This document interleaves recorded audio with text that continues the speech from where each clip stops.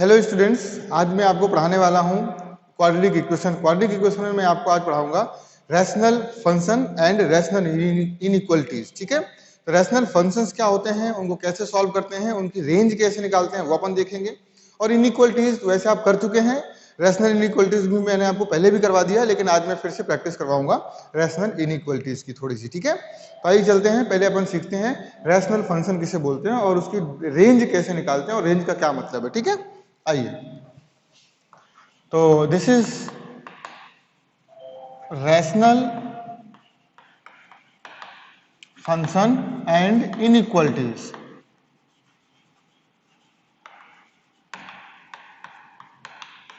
तो first of all will discuss about rational function, है ना।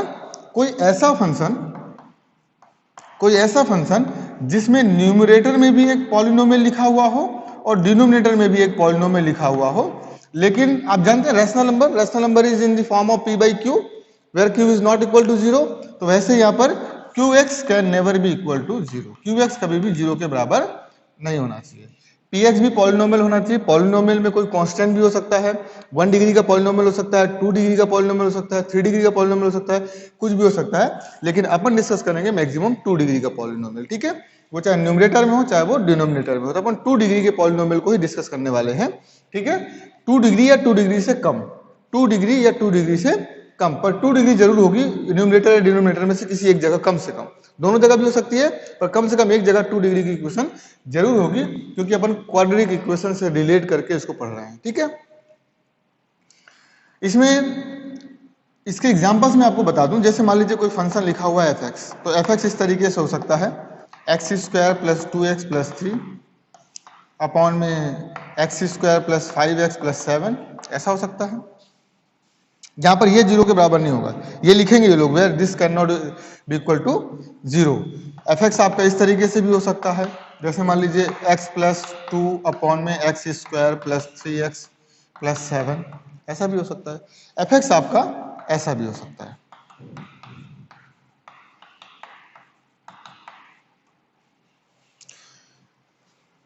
अब ये लोग क्या पूछेंगे आपसे, आपको रैशनल फंक्शन की डिफिनेशन नहीं बतानी है आपको तो सिंपल ये बताना है रैशनल फंक्शन की रेंज क्या है। अब रेंज का क्या मतलब मैं आपको बताता हूं। रेंज का मतलब ये है कि इस फंक्शन में मैं x की डिफरेंट वैल्यूज रखूं, x बिलोंग्स टू r रखूं। x बिलोंग्स टू r का मतलब मैं x की वैल्यू -1 रखूं, -2 रखूं, -3 रखूं। कोई तो ऐसा नंबर होगा जहां पर ये सबसे मिनिमम वैल्यू देगा, कोई तो ऐसा नंबर होगा जिसको मैं इसमें रखूंगा तो सबसे छोटा आंसर आएगा, कोई तो ऐसा आंसर होगा जो सबसे छोटा होगा, कोई ऐसा नंबर होगा x की वैल्यू जिसको मैं यहाँ पर रखूंगा जब ये सबसे बड़ा आंसर देगा। तो सबसे छोटे आंसर से लेकर सबसे बड़े आंसर के बीच का जो दौरान है, जो दरमिया है, उसे बोलेंगे क्या, रेंज। समझ आया? मैं आपको दोबारा बताता हूं, x की डिफरेंट वैल्यूज यहां पर रखिए, x की हर वैल्यू पर आपको कुछ ना कुछ आंसर मिलेगा। तो कोई तो ऐसी x की वैल्यू होगी जिसको रखने पर x सबसे, इसका आंसर सबसे छोटा आएगा, वो छोटी वैल्यू। और इसी तरीके से x की डिफरेंट वैल्यूज रखने पर कोई तो ऐसा x की वैल्यू होगी जिसको रखने पर इसका सबसे बड़ा आंसर आएगा। तो सबसे छोटे से लेकर सबसे बड़े तक के जितने भी नंबर्स होंगे वो सभी उसके रेंज कहलाएंगे। क्या कहलाएंगे? रेंज कहलाएंगे।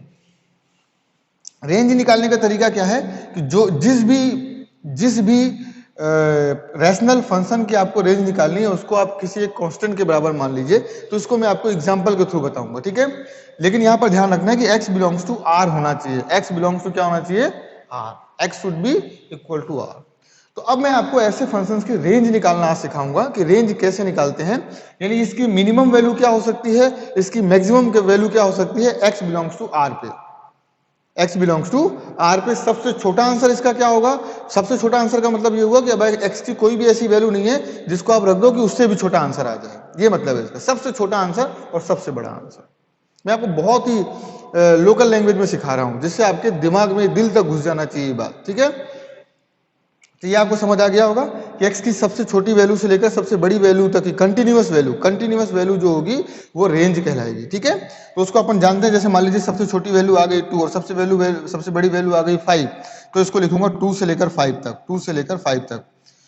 एफ एक्स की वैल्यू, इसको अपन कई बार y से भी डिनोट करते हैं, तो ऐसे लिख देंगे y बिलोंग्स टू 2 to 5, मतलब इसका जो आंसर आएगा वो 2 से 5 तक रहेगा, यानी इसकी सबसे छोटी वैल्यू 2 होगी और सबसे बड़ी वैल्यू 5 होगी। यानी कि इसका मतलब ये हुआ कि x की अब आप कोई भी वैल्यूज रख दीजिए, इसका आंसर 5 से ज्यादा नहीं आ सकता। ये एग्जाम्पल के तौर पर है, it is not A answer, मैं एग्जाम्पल के तौर पे बता रहा हूँ। मान लीजिए इसकी रेंज आ गई 2 to 5, तो 2 to 5 का मतलब ये हुआ कि अब आप x की वैल्यू कोई भी रख दीजिए, आंसर 5 से बड़ा नहीं आएगा, x की वैल्यू कुछ भी रख दीजिए, आंसर आपका 2 से छोटा नहीं आएगा, आंसर आपका 2 से 5 के बीच में आएगा। और हमेशा रैशनल फंक्शन कंटिन्यूअस होता है, इसलिए कभी बीच में ब्रेक नहीं होगा। वो ये आपको अभी समझ नहीं आएगा, कंटिन्यूटी वगैरह के बारे में आप छोड़ दो कि कंटिन्यूअस है या नहीं है, वो छोड़ दो। मैंने जितना भी आपको आज के डेट के लिए समझाया है उतना पर्याप्त है, ठीक है।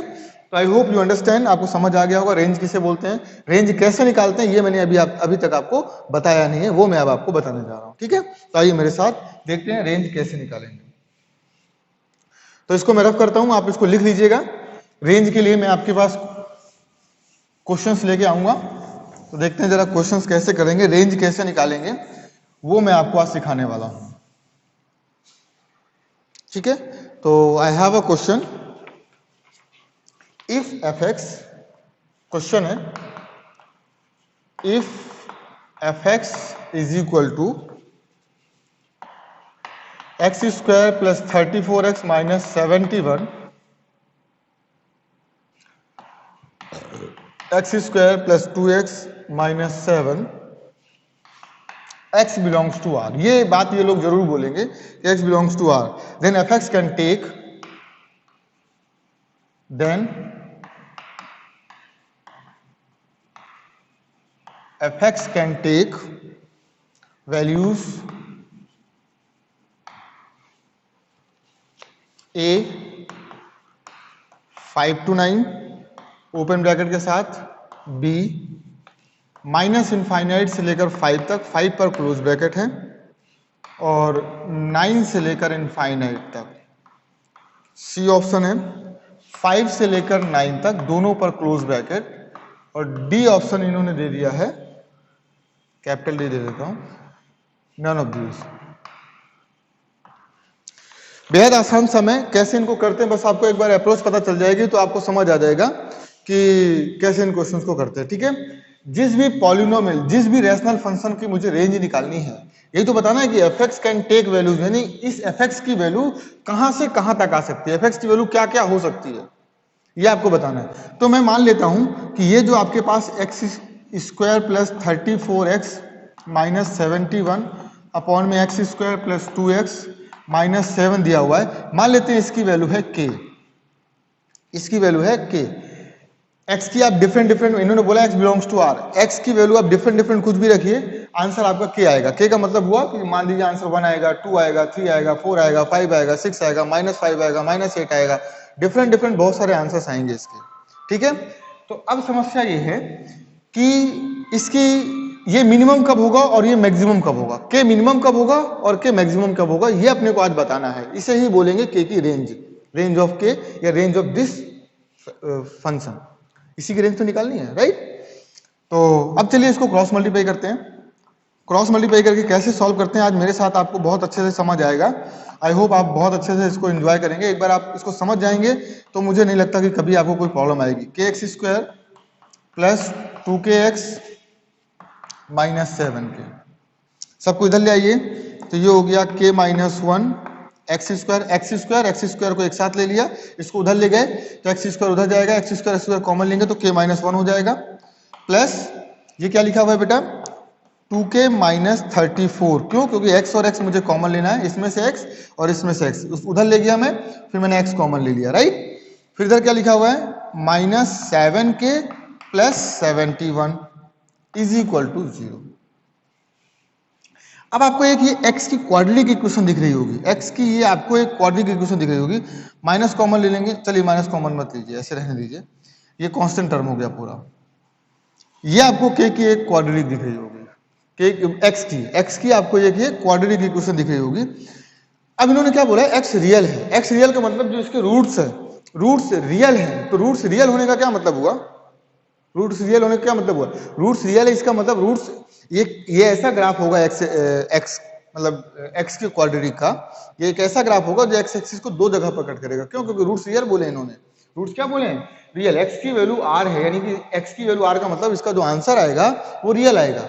एक्स के रूट्स रियल आएंगे, तो रियल आने का मतलब क्या हुआ कि डिस्क्रिमिनेंट यानी डी इसका greater or equal to zero होगा, greater or equal to zero होगा, क्योंकि रूट्स रियल है। रूट्स रियल है, इसका मतलब डी या तो जीरो के बराबर होगा, जी या जीरो से बड़ा होगा। D must be greater or equal to zero. अब इसको सॉल्व करते हैं। सॉल्व करने के लिए D greater or equal to zero करना है। ध्यान रखना यही करना है आपको हर बार, D greater or equal to zero ही करना है। तो आपने क्या किया, 2k माइनस 34 का whole square minus B square minus 4ac, 4k minus 1, और c का मतलब हुआ, आप माइनस इसमें से कॉमन ले लेंगे तो माइनस माइनस प्लस हो जाएगा, और ये हो जाएगा 7k minus 71 is greater or equal to zero, is greater or equal to zero. ये आपको समझ आ गया होगा hopefully.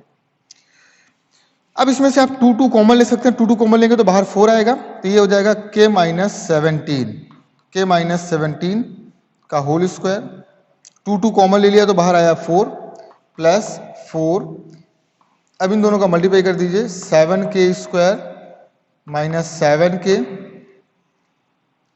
Minus 71k plus 71 greater or equal to zero. 4 common लिया और उसको खत्म कर दिया। इसका परफेक्ट स्क्वायर खोल दीजिए, 4 कॉमन लेके उधर भेज दिया, जीरो हो गया वो, तो ये हो गया k स्क्वायर प्लस 17 का स्क्वायर क्या होगा, 17 इंटू 17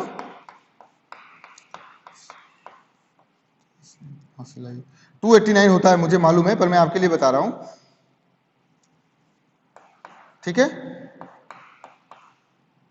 ये देखिए 982 289 मुझे मालूम था, मैंने आपके लिए किया, प्लस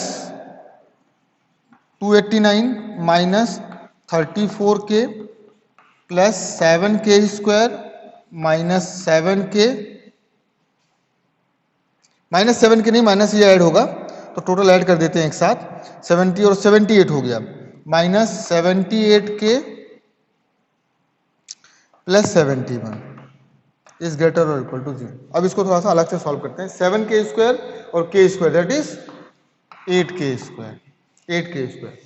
34 और 78 इन दोनों को प्लस कर दो तो ये हो जाएगा 8 4 12 और 7 3 10 1 11 112 के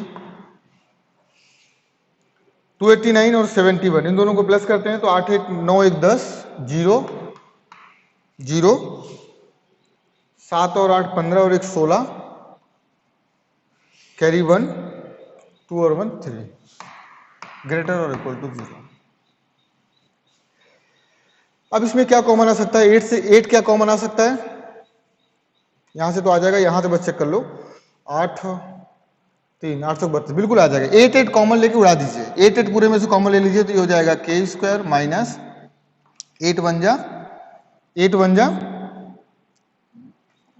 1 3 8 4 जा 32 k प्लस ये हो जाएगा बेटा कितना 8 चौक 32 2 और 4 8 45, ठीक है। तो इसके फैक्टराइज हो जाएंगे 9 और 4, x square minus 9k minus 4k plus 45 is greater or equal to zero. तो k माइनस 9, जब k कॉमन लेंगे माइनस 4 कॉमन लेंगे तो k माइनस 9 आ जाएगा, सॉरी 9 और 5 होगा, 9 5 14 होता है ना, 9 4 15, 5 कॉमन लेना पड़ेगा। k minus 9 is greater or equal to zero. तो k minus 9 k minus 5 wavy curve बनाएंगे, यहां से 5 आएगा, यहां से 9 आएगा, तो यहां से 5 और यहां से 9 ग्रेटर और इक्वल टू है, तो आंसर इज दिस, यानी your answer is x belongs to minus infinite से 5 माइनस इनफाइनाइट से 5 यूनियन 9 से लेकर इनफाइनाइट, ये आपका आंसर हो जाएगा, ठीक है। Your answer is B option, your answer is B option. Sorry ये x नहीं है, ये k है, यानी k का आंसर ये हो सकता है। इसका मतलब ये हुआ कि k की वैल्यू 5 से यानी इस एक्सप्रेशन की वैल्यू हमेशा 5 से कम रहेगी या 9 से ज्यादा रहेगी, कभी भी 5 से 9 के बीच में नहीं आएगी। अब आपको मैं गारंटी दे रहा हूं, आई गारंटी फॉर यू, आप एक्स की जो मर्जी है वैल्यू रख लीजिए, आपका आंसर कभी भी 5 और 9 के बीच में नहीं आएगा।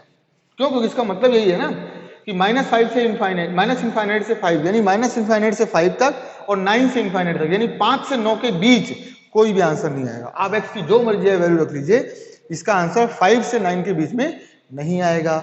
कई बार ये क्वेश्चन पता कैसे पूछा गया है? पूछा गया है कि सो दैट दिस, इसकी वैल्यू कभी भी 5 से 9 के बीच नहीं होगी, ऐसा क्वेश्चन आता है। So that this will never lie between 5 to 9, 5 से 9 के बीच में कभी भी ये लाई नहीं करेगा, ये शो करना। तो ऑब्वियसली यही सेम करना है और दिखाना है कि के की वैल्यू माइनस इनफाइनाइट से 5 और 9 से इनफाइनाइट है, कभी भी इसकी वैल्यू 5 से 9 के बीच में, 5 to 9 के बीच में नहीं आएगी। That is solve, that's all.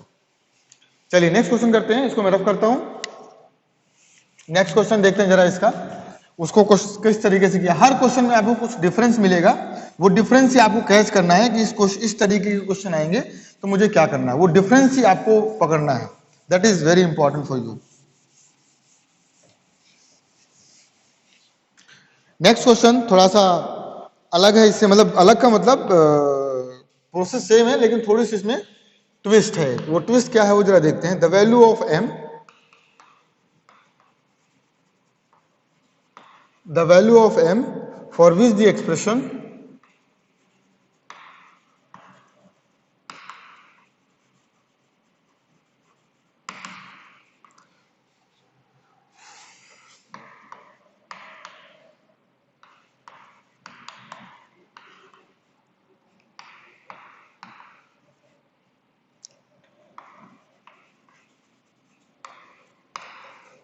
can take all real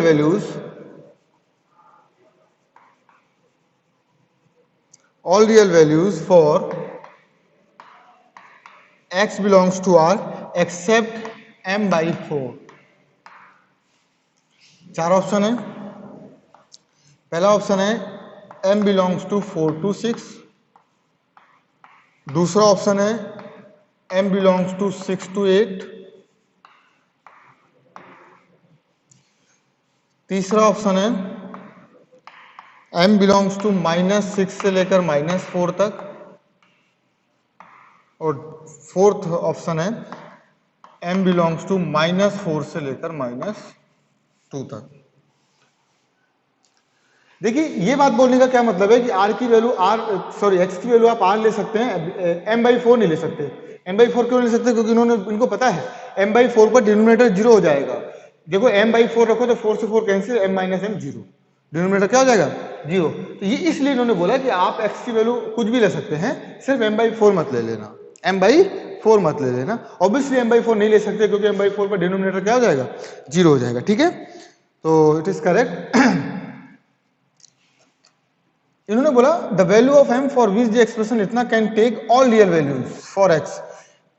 इसकी क्या वैल्यू होगी यदि मैं x की वैल्यू r ले लूं तो क्या क्या वैल्यू हो सकती है, कौन कौन सी वैल्यू ये ले सकता है, मतलब इसकी रेंज क्या होगी। ऑब्वियसली रेंज ही पूछ रहा हो कि इसकी वैल्यू क्या क्या हो सकती हैं, क्या क्या हो सकती हैं जबकि x आपका r है एक्सेप्ट दिस। तो वही सेम प्रोसेस आपको क्या करना है, 2x square minus 5x plus 3 upon में 4x minus m is equal to k। मान लेते हैं कि इसकी वैल्यू k है, x की डिफरेंट वैल्यूज पे इसका आंसर k आते जाएंगे। k का मतलब तो कुछ भी हो सकता है, 1 भी हो सकता है, 2 भी हो सकता है, 3 भी हो सकता है, 4 भी हो सकता है।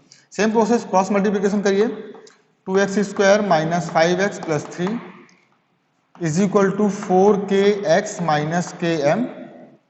सब कुछ इधर ले आइए, 2x स्क्वायर माइनस, अब ये x को कॉमन ले लेंगे बेटा हम लोग, तो माइनस कॉमन ले लिया और x भी कॉमन ले लिया तो क्या बचेगा 5, और ये भी माइनस का आएगा तो माइनस माइनस प्लस हो जाएगा, प्लस 4k। ठीक है, x प्लस 3 माइनस mk, 3 और माइनस माइनस प्लस mk हो गया, is equal to 0। For x is real, यदि x रियल है तो ऑब्वियसली d क्या होगा, ग्रेटर और इक्वल टू 0 होगा। d क्या होगा, ग्रेटर और इक्वल टू 0 होगा।